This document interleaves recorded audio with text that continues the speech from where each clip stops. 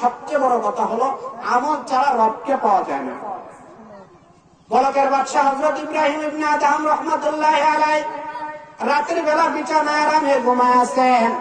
ঘুমের মধ্যে উনি লক্ষ্য করে দেখেন কে যেন ছাদের উপর থেকে টক টক টক টক করে আওয়াজ হয়।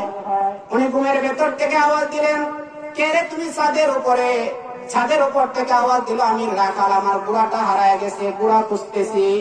হযরত ইব্রাহিম ইবনে আদম রাহমাতুল্লাহি আলাইহি বলেন, আরে বোকা, তোমার গুড়া হারায় গেছে, গুড়া তুমি ছাদের উপরে খুঁজো কেন? গুড়া হারায় গেছে, গুড়া খুঁজতে গেলে তো তোমাকে বনে যেতে হবে, ছাদের উপরে কি করো? রাখাল তখন উত্তর দিয়ে বলেন, এই বলকের বাদশা শুনেন, ছাদের উপরে গুড়া খুঁজলে যদি আমি বোকা হয় তাহলে তো আমি আসলে বোকা নয়, বরং আপনি বোকা। কারণ আপনি আরামের বিছানায় ঘুমায়া আমল চাইরা দিয়া কিভাবে আপনি আপনার রব আল্লাহকে পাবেন? আপনি যে আমল ছাইরা আরামের বিছানায় ঘুমাচ্ছেন তাহলে আপনি কিভাবে আপনার রব আল্লাহকে পাবেন? এই